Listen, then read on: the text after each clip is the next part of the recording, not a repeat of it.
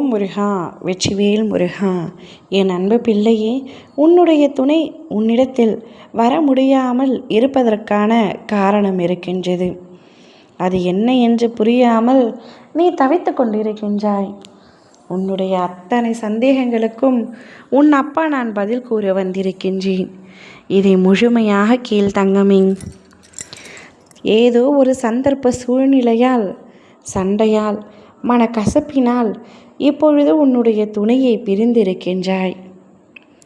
ஆரம்பத்தில் அவர் செய்த தவறை உன்னால் ஏற்றுக்கொள்ள முடியவில்லை. அதனால் அதீத அளவிற்கு உங்களுக்குள் சண்டை வந்தது.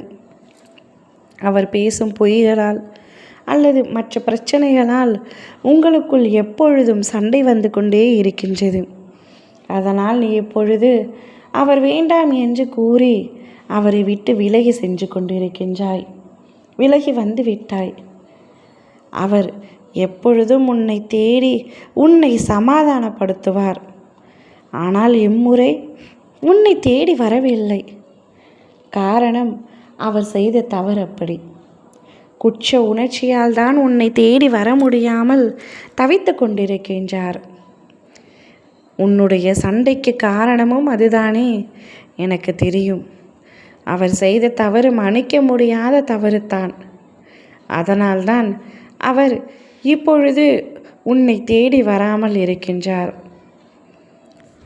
அவர் செய்த தவறு இப்பொழுது அவர் உணர்ந்து விட்டார். அதனால் குற்ற உணர்ச்சி தாங்க முடியவில்லை. உனக்கு ஒரு துரோகத்தை இழைத்து விட்டோமே என்ற குற்ற உணர்ச்சியால் அவர் தவித்து கொண்டிருக்கின்றாய். முழுமையான விஷயங்கள் உனக்கு தெரிவதில்லை. பாதி விஷயங்கள் தெரிந்ததற்கே நீ அவரை பிரிந்து விட்டாய். முழு விஷயம் தெரிந்தால் என்ன ஆகும் என்ற குற்ற உணர்வால் தான் இப்பொழுது அவர் தவித்து கொண்டிருக்கின்றார். அவர் செய்த தவறு மன்னிக்க முடியாததுதான். மன்னித்து ஏற்றுக்கொள் என்று நான் ஒருபொழுதும் கூற மாட்டேன். ஏனென்றால் அவரவர்களுடைய வாழ்க்கை அவரவர் கைகளில் தான் இருக்கின்றது. தவறு புரிந்தால் மன்னித்து தான் ஆக வேண்டும், மன்னித்து ஏற்றுக்கொள்ளத்தான் வேண்டும் என்று நான் கூறுவதில்லை.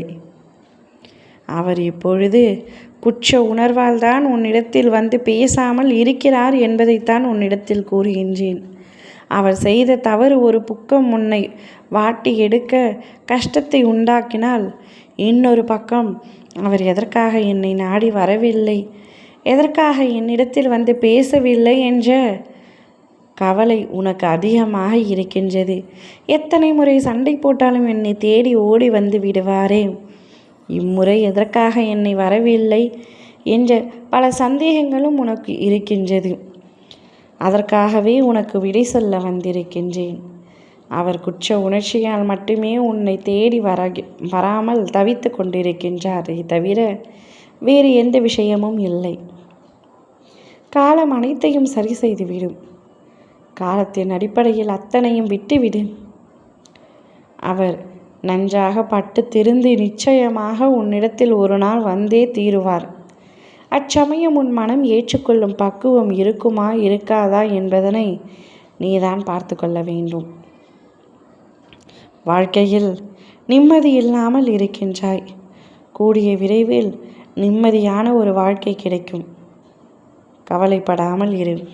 ஓம் முருகா, வெற்றிவேல் முருகா.